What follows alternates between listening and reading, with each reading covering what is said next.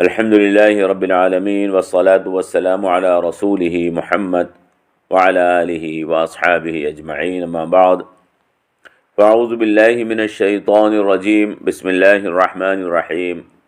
أقم الصلاة لدلوك الشمس إلى غسق الليل وقرآن الفجر إن قرآن الفجر كان مشهودا ومن الليل فتهجد به نافلة لك عسى أن يبعثك ربك مقاما محمودا. صدق اللہ العظیم. عزیزان ملت اسلامیہ اور عزیز بہنوں، ہم نے جو آیت مبارکہ پڑھی وہ سورہ بنی اسرائیل کی آیت نمبر 78 اور 79 ہے. اس کا ترجمہ یہ ہے: نماز قائم کرو زوال آفتاب سے لے کر رات کے اندھیرا ہونے تک، اور فجر کے قرآن کا بھی اہتمام کیا کرو، کیونکہ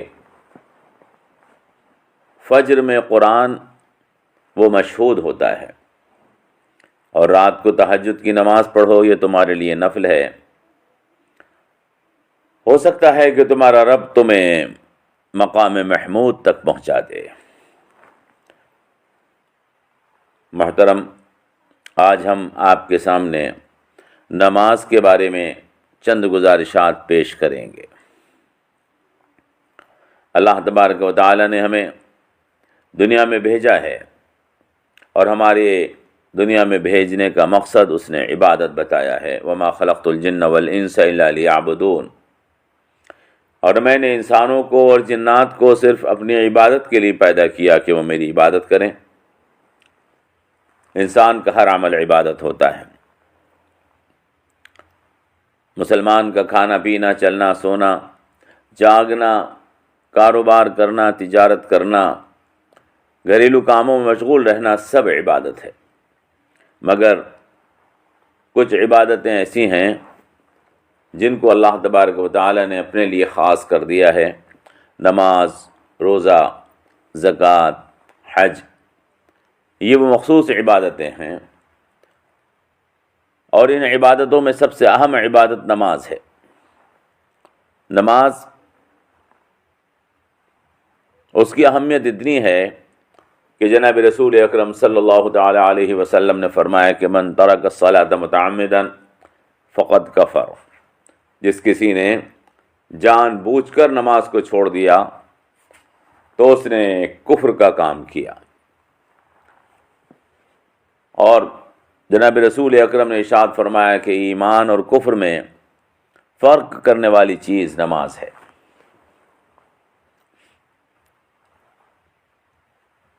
اللہ تبارک و تعالی نے قرآن کریم کے اندر بار بار ہمیں نماز کا حکم دیا ہے،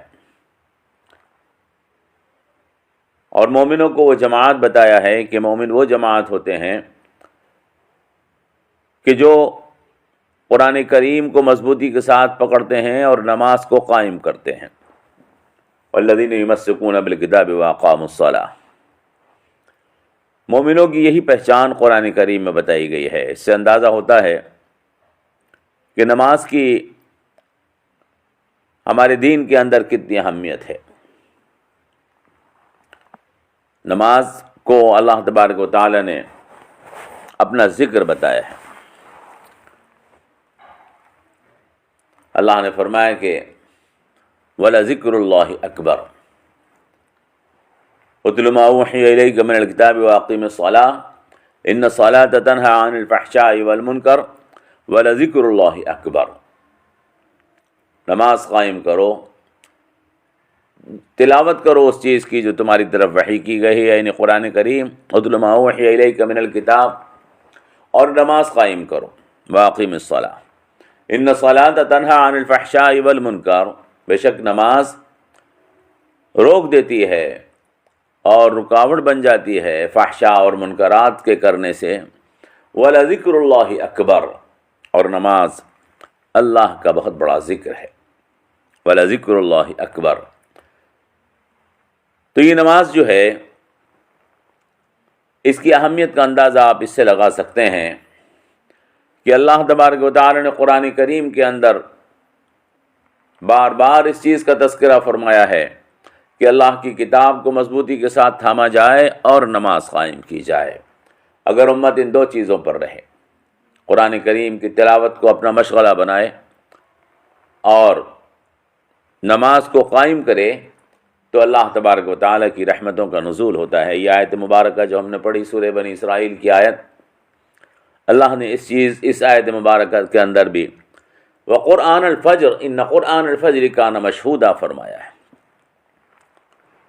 نماز قائم کرو، آفتاب کے زوال ہونے کے بعد سے لے کر رات کا اندھیرا چھانے تک، اور قرآن فجر کا پڑھو، وقرآن الفجر، اور قرآن فجر سے مراد نماز فجر میں قرآن کا پڑھنا ہے، اور فرمایا کہ نماز فجر میں قرآن کا پڑھنا ہے، ان قرآن الفجر کان مشہودا، یہ مشہود ہے۔ اور اس کی اللہ تبارک و تعالی نے ہمیں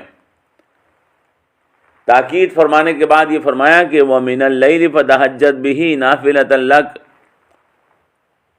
تہجد کی نماز بھی پڑھو، یہ تمہارے لیے اضافی طور پر رکھی گئی ہے۔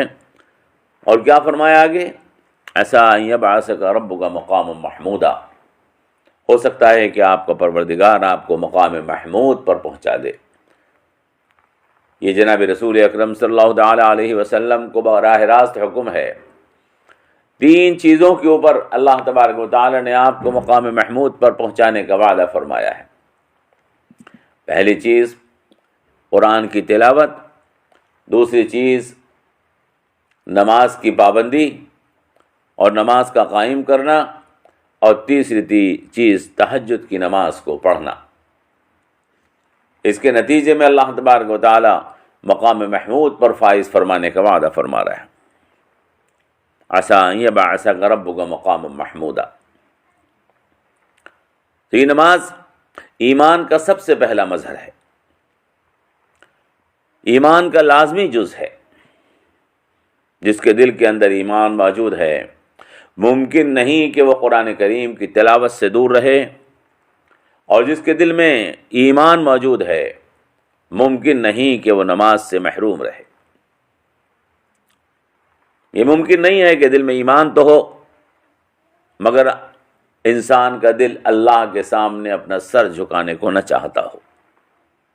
یہ ممکن نہیں ہے کہ ایمان دل میں ہو لیکن آدمی اللہ کے کلام کی تلاوت کرنے اور اللہ کے کلام کو سمجھنے سے اپنے آپ کو دور رکھتا ہو۔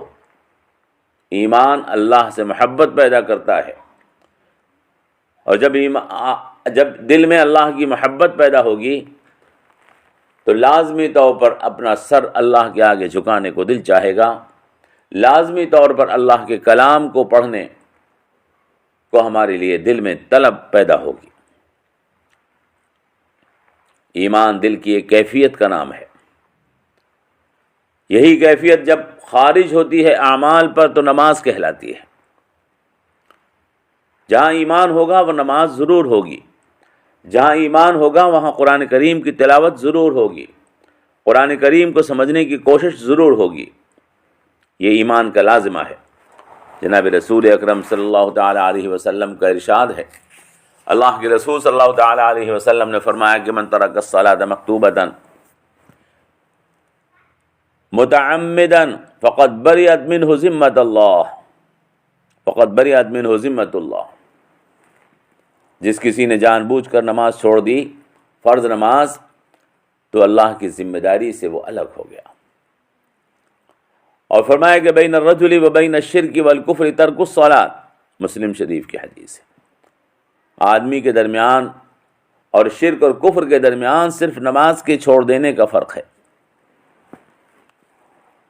جناب رسول اکرم صلی اللہ تعالی علیہ وسلم نماز کی کتنی پابندی کرتے تھے۔ سفر جہاد کے سلسلے میں آپ کا اصول تھا اور آپ کو حکم تھا یہ کہ جس بستی سے اذان کی آواز آ جائے اسے مسلم بستی مانا جائے اور اس پر حملہ نہ کیا جائے، اور جس بستی سے اذان کی آواز نہ آئے وہ یہ سمجھا جائے کہ اللہ کے باغیوں کی بستی ہے، لہذا اس پر حملہ کر دیا جائے۔ قرآن مجید میں اللہ تبارک و تعالی نے قیامت کے دن کا ذکر فرمایا ہے. جب فرشتے جہنمیوں سے پوچھیں گے ما سلککم فی سقر، تمہیں جہنم میں کس چیز نے پھینک دیا ہے، تو وہ جواب دیں گے کہ لم نکو من المصلین، ہم نماز نہیں پڑھتے تھے. اس سے معلوم ہوا کہ مومن کے لیے نماز کا پڑھنا کتنا ضروری ہے، اور یہ ممکن ہی نہیں ہے کہ آدمی مومن ہو اور نماز نہ پڑھتا ہو، کیونکہ جہنمی وہی شخص ہوتا ہے کہ جو کافر ہو. جب حساب کتاب کے دن یہ کہا جا رہا ہے کہ تمہیں جہنم میں کس چیز نے جھونک دیا ہے، اور جواب میں وہ کہہ رہے ہیں کہ ہم نماز نہیں پڑھتے تھے اس وجہ سے ہم جہنم میں آ گئے ہیں، تو اس کا مطلب صاف ہے کہ بے نمازی جہنم میں جائیں گے. اور ایمان کا سب سے پہلا اظہار وہ نماز کے ذریعے سے ہی ہوتا ہے، اور جو آدمی نماز نہیں پڑھتا اس کا صاف مطلب یہ ہے کہ اس کے دل میں ایمان نہیں ہے. یہ بیان اتنا تفصیلی ہے، اور علماء نے اس کو تفصیل کے ساتھ لکھا ہے. جناب رسول اکرم صلی اللہ تعالی علیہ وسلم کے ارشادات، اللہ کی آیات، قرآن کریم کی آیات اس چیز کے اوپر شاہد ہیں کہ ترک صلاۃ ایمان سے انسان کو باہر نکال دیتا ہے. ترک صلاۃ ایمان سے انسان کو باہر نکال دیتا ہے. بعض علماء نے اسی لیے جو آدمی جان بوجھ کر نماز چھوڑتا ہو اسلامی حکومت میں اس کے لیے سخت سزائیں مقرر کی ہیں. جناب رسول اکرم صلی اللہ تعالی علیہ وسلم نے فرمایا کہ رأس الامر الاسلام وعمودہ الصلاۃ. رأس الامر اسلام، دین کی اصل اسلام ہے، یعنی توحید، رسالت اور آخرت کا اقرار اور اس پر ایمان اور اللہ کی اطاعت اور فرما برداری کے لیے تیار ہو جانا، یہ دین کی اصل ہے. اور اس اصل کو مضبوطی دینے والی چیز نماز ہے. وعمودہ الاسلام وعمودہ الصلاۃ، رأس الامر الاسلام وعمودہ الصلاۃ. ترمذی حدیث ہے، یہ ترمذی شریف میں، کہ دین کی اصل اور دین کی جڑ اور دین کی سربلندی وہ اطاعت اور فرمانبرداری اور آخرت، اللہ اور رسول پر ایمان ہے، اور اس کو مضبوطی دینے والی چیز وہ نماز ہے. یہ اس بات کا واضح ثبوت ہے کہ نماز ہی کی طرح دین کے ستون اگرچہ زکوٰۃ اور حج اور زکوٰۃ بھی ہیں، لیکن اس کے بغیر دین باقی رہ سکتا ہے، لیکن نماز کے بغیر دین باقی نہیں رہ سکتا. جو آدمی اپنے آپ کو دیندار ہونے کے دعوے دار ہیں اور اس چیز کے مدعی ہیں کہ ہم مسلمان ہیں، یہ مسلمانوں کی فلاح و بہبود کے لیے کام کرنے کے لیے تیار ہیں، وہ اگر نماز سے دور ہیں تو ان کے دعوے جھوٹے ہیں. حضرت عمر رضی اللہ تعالی عنہ نے اپنے عمال حکومت کو ایک تحریر بھیجی تھی، وہ موجود ہے. حضرت عمر رضی اللہ تعالی عنہ نے لکھا تھا اپنے گورنرز کو، اپنے حکومت کے کام کرنے والوں کو کہ ان اہم امرکم عندی الصلاۃ، من حفظها وحافظ عليها حفظ دینہ ومن ضيعها فهو لما سواها اضيع. فرمایا اپنے گورنرز کو لکھا، اپنے عاملوں کو اور حکومت چلانے والوں کو لکھا کہ میرے نزدیک تمہارے مسائل میں سب سے زیادہ اہم معاملہ وہ نماز کا ہے. جس نے اپنی نماز کی حفاظت کی اور نماز کا پورا حق ادا کیا، اس کی پوری نگرانی کی، اس نے پورے دین کو بچا لیا ہے. اور جس نے اپنی نماز کو ضائع کر دیا تو وہ باقی چیزوں کو ضائع کر کے رہے گا، پھر اس کا دین نہیں بچے گا. جو نماز نہیں پڑھ سکتا اس کا دین نہیں بچ سکتا ہے. تو میرے محترم برادران ملت اسلامیہ اور میری عزیز بہنوں، لازمی حصہ ہے دین کا، ایسا لازمی حصہ، یہاں سے دین شروع ہوتا ہے۔ جو آدمی اس کو چھوڑ دے گا وہ دین کو قائم نہیں کر سکتا ہے۔ نماز کی اہمیت کیوں رکھی گئی ہے؟ کبھی آپ نے سوچا نماز کو اتنا اہم کیوں بنایا گیا ہے؟ اور یہ کیوں کہہ دیا گیا ہے کہ جس کسی نے نماز چھوڑ دی ہے اس نے دین چھوڑ دیا ہے؟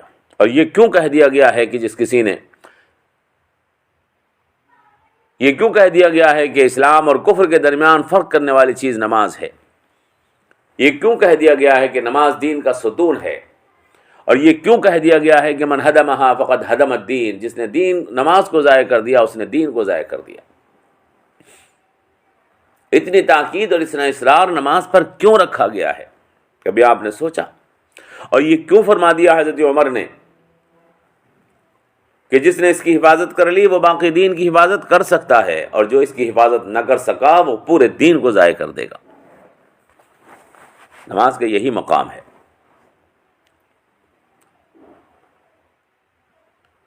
میں نے آپ سے عرض کیا، کبھی سوچا، کبھی غور کیا کہ نماز کی حقیقت کیا ہے؟ نماز اللہ کا ذکر ہے۔ اقم الصلاۃ لذکری، نماز اللہ سے تقرب پیدا کرتی ہے۔ واسجد واقترب، نماز اللہ کی اطاعت سکھاتی ہے۔ نماز اللہ کی اطاعت سکھاتی ہے۔ نماز دنیا سے کٹ کر اللہ سے تعلق جوڑتی ہے۔ ان احدکم اذا قام فی صلاته فانه یناجی ربہ، اللہ کی یاد، اس کا قرب، اس کی حضوری، اللہ سے ہم کلامی حاصل ہوتی ہے۔ نماز اللہ تک پہنچاتی ہے۔ الصلاۃ معراج المومن، نماز اللہ تک پہنچاتی ہے۔ مومن کی معراج نماز ہے، اللہ کا قرب حاصل کراتی ہے۔ نماز دین کو، جو ہمارا کمزور ہوتا ہوا دین ہے، اس کو مضبوطی عطا کرتی ہے۔ جددوا ایمانکم، اکثروا من قول لا الہ الا اللہ واقیموا الصلاۃ، اپنے ایمان کو تازہ کرتے رہا کرو، اپنے ایمان کو زندہ کرتے رہا کرو، اور لا الہ الا اللہ کو بکثرت پڑھا کرو، اور نماز کو قائم کرتے رہا کرو۔ محترم حضرات، ایک مثال سمجھ لیجیے۔ بادشاہ کے سامنے جو درباری اور اس کا وزیر حاضری نہیں دیتا، وہ بادشاہ کا احترام کرے گا، اطاعت کرے گا، فرمانبرداری کرے گا؟ ممکن نہیں ہے۔ نماز اللہ کے سامنے بندے کی حاضری ہے۔ جو آدمی اللہ کے سامنے حاضر ہونے سے بھاگتا ہے وہ اللہ کی اطاعت کرے گا، اللہ کی فرمانبرداری کرے گا، اللہ کے دین کو قائم کرنے کی محنت کرے گا؟ ممکن نہیں ہے۔ وہ آدمی جو نماز میں اللہ کے سامنے حاضر ہونے سے بھاگ رہا ہے، یاد رکھیے وہ کبھی دین کے لیے کام نہیں کر سکتا ہے۔ نماز کے اندر بھی سب سے زیادہ اہمیت فجر کی نماز کی بیان کی گئی ہے۔ قرآن کریم کی آیت مبارکہ ہم نے پڑھی، آپ کو بتایا کہ وہ قرآن الفجر ان قرآن الفجر کان مشہودا۔ جس آدمی نے فجر کی نماز کو ضائع کیا، فجر کی جماعت کو ضائع کیا، یاد رکھیے اس کو نہ اللہ کی بارگاہ میں اور نہ بندوں کی بارگاہ میں عزت اور توقیر کا مقام حاصل نہیں ہو سکتا ہے۔ فجر کی نماز کی اہمیت نمازوں میں سب سے زیادہ ہے۔ فجر کی نماز اللہ کے نزدیکی عطا کرتی ہے، کامیابی عطا کرتی ہے۔ خود قرآن کریم میں اللہ تبارک و تعالی نے فرمایا ہے نماز کی دو چیزیں ہیں، ایک نماز کے اعمال ہیں اور ایک نماز کے اندر اللہ کی طرف توجہ ہے۔ اعمال کچھ فرض ہیں، کچھ واجب ہیں، کچھ سنت ہیں، کچھ مستحب ہیں۔ فرض اگر نہیں کرے گا تو نماز نہیں ہوگی، واجب اگر چھوٹ جائے گا تو سجدہ سہو سے درست ہو سکتا ہے، سنت سے اور آداب سے نماز مکمل ہوتی ہے۔ یہ نماز کے ظاہری اعمال ہیں، لیکن ایک نماز کے اندر اللہ کی طرف توجہ اور خشوع ہے۔ قد افلح المؤمنون الذین هم فی صلاتهم خاشعون، فلاح پا گئے وہ لوگ جو اپنی نمازوں میں اللہ کی طرف اپنی توجہ کو یکسو کرتے ہیں۔ جو اپنی نمازوں میں اللہ کی طرف اپنی توجہ کو یکسو کرتے ہیں وہ کامیاب ہو گئے، اللہ تبارک و تعالیٰ فرما رہا ہے۔ تو اصل چیز نماز کے اندر اگر ارکان ہیں، فرائض و واجبات ہیں، سنن و مستحبات ہیں، تو قرآن کریم کے اندر جو اصل چیز بیان کی جا رہی ہے وہ اللہ کی طرف توجہ ہے، اور یہ توجہ جتنی اللہ کی طرف، اللہ کے کلام کی طرف فجر کی نماز میں حاصل ہوتی ہے، بقیہ نمازوں میں اتنی حاصل نہیں ہوتی۔ انسان جسمانی اعتبار سے بھی یکسو ہوتا ہے، معاشرہ خاموش ہوتا ہے، دنیا خاموش ہوتی ہے۔ یکسوئی کے ساتھ صبح کے اوقات میں اللہ کی طرف توجہ کرنا انسان کے ذہن و دل کو پاکیزہ بناتا ہے، اور جو آدمی فجر کی نماز کو ضائع کر رہا ہے وہ اس توجہ کے وقت کو ضائع کر رہا ہے۔ اسی لیے فجر کی نماز میں تلاوت لمبی کرنے کا حکم دیا گیا ہے، اور اگر کوئی آدمی فجر سے پہلے بھی اٹھ جائے فتہجد بہ نافلۃ لک، تو اس کے درجے کا کہنا ہی کیا ہے۔ فجر سے پہلے اٹھ کر اگر تہجد کی نماز آدمی پڑھ لے اور پھر اس کے بعد فجر کی نماز پڑھے تو اس کا ایمان روز تازہ ہو جائے گا، اس کی زندگی نئے سرے سے بنتی چلی جائے گی، اللہ کا تقرب اس کو حاصل ہوتا چلا جائے گا۔ اللہ تبارک و تعالیٰ نے قرآن کریم کے اندر جو ہمیں احکامات دیے ہیں، ان احکامات میں سے ایک حکم اور بھی ہے جس کی طرف توجہ کرنے کی ہمیں ضرورت ہے۔ اللہ نے فرمایا وَأْمُرْ أَهْلَكَ بِالصَّلَاةِ وَاصْطَبِرْ عَلَيْهَا لَا نَسْأَلُكَ رِزْقًا وَأْمُرْ أَهْلَكَ بِالصَّلَاةِ وَاصْطَبِرْ عَلَيْهَا لَا نَسْأَلُكَ رِزْقًا نَحْنُ نَرْزُقُكَ وَالْعَاقِبَةُ لِلتَّقْوَى۔ اپنے گھر والوں کو نماز کا حکم کرو، وَأْمُرْ أَهْلَكَ بِالصَّلَاةِ وَاصْطَبِرْ عَلَيْهَا، اور خود بھی اس کی پابندی کرو۔ اپنے گھر والوں کو نماز کا حکم کرو اور خود بھی اس کی پابندی کرو۔ ہم تم سے روزی کموانا نہیں چاہتے، لا نسألک رزقا نحن نرزقک، روزی ہم عطا کریں گے۔ والعاقبۃ للتقوی، اور کاموں کا انجام بہتر صرف ان لوگوں کا ہوتا ہے کہ جو تقوی والے ہوتے ہیں۔ یہ اللہ کا کلام ہے۔ اللہ تبارک و تعالی نے نمازوں کی پابندی اور اپنے بچوں کو نمازوں کی تاکید، اپنے گھر والوں کو نمازوں کی تاکید پر روزی کا وعدہ فرمایا ہے، اور اگر دل اللہ کی طرف توجہ ہو اور گناہ سے آدمی دور رہے تو اللہ تبارک و تعالی نے بہترین انجام کا وعدہ فرمایا ہے۔ جس آدمی کے دل میں اللہ کی ذات پر ایمان ہے، اگر وہ دنیا کا طالب بھی ہے تو ممکن نہیں کہ وہ نماز سے اپنے آپ کو چھوڑے، اس لیے کہ اللہ نے تمہاری دنیا کو درست کرنے کا بھی وعدہ نماز کے قیام پر فرمایا ہے، نماز کے ادا کرنے پر فرمایا ہے۔ محترم حضرات، نماز کے بارے میں مختصر طور پر آپ کی خدمت میں یہ بات اس لیے عرض کی کہ آج کل لوگوں میں نماز کی طرف سے بے پرواہی بہت عام ہے۔ عموماً فجر کی نماز لوگ چھوڑ رہے ہیں۔ مسلمان وہ ہوتے تھے جو تہجد کی نماز ادا کرتے تھے، آج صورتحال یہ ہے کہ 9-10 بجے تک پڑے ہوئے لوگ سوتے رہتے ہیں، محلوں کے اندر ویرانہ رہتا ہے، سناٹا رہتا ہے، لگتا نہیں کہ مسلمانوں کا محلہ ہے۔ لوگ 9-10 بجے منہ مسلتے ہوئے اٹھتے ہیں اور نیستی چھائی رہتی ہے، روزی میں بھی بے برکتی، ایمان بھی غارت۔ مسلم سماج، مسلم معاشرہ وہ ہوتا ہے، مسلم سماج اور مسلم معاشرہ وہ ہوتا ہے جہاں صبح بیدار ہو جاتی ہیں، جہاں اللہ کی آواز، اللہ کی پکار سویرے سورج نکلنے سے پہلے لگا دی جاتی ہے، قرآن کریم کی تلاوت کی جاتی ہے، تہجد کی نمازیں پڑھی جاتی ہیں، فجر کی نماز با جماعت ادا کی جاتی ہے، پورا گھر جاگ جاتا ہے۔ اللہ تبارک و تعالیٰ ایسے گھروں کے اوپر اپنی رحمتوں کی بارش کرتا ہے، روزیوں میں برکت پیدا فرماتا ہے، رزق کی فراوانی عطا فرماتا ہے۔ اور جو آدمی نیستی پڑا رہتا ہے، دیر گئے سو کر اٹھتا ہے، اس کا دن بھی مختصر ہو جاتا ہے، زندگی بھی مختصر ہو جاتی ہے، اس کا روزگار بھی محدود ہو جاتا ہے۔ اللہ سے دعا کیجیے اللہ تبارک و تعالی ہمیں جناب رسول اکرم صلی اللہ تعالی علیہ وسلم کی ہدایات کے مطابق اپنا گھر، اپنا معاشرہ، اپنا سماج، اپنی زندگی بنانے کی توفیق عطا فرمائے، اور ان نحوستوں سے اور اپنے آپ کو اللہ کے دین کی سے محرومی سے اللہ ہماری حفاظت فرمائے۔ والسلام علیکم ورحمۃ اللہ وبرکاتہ۔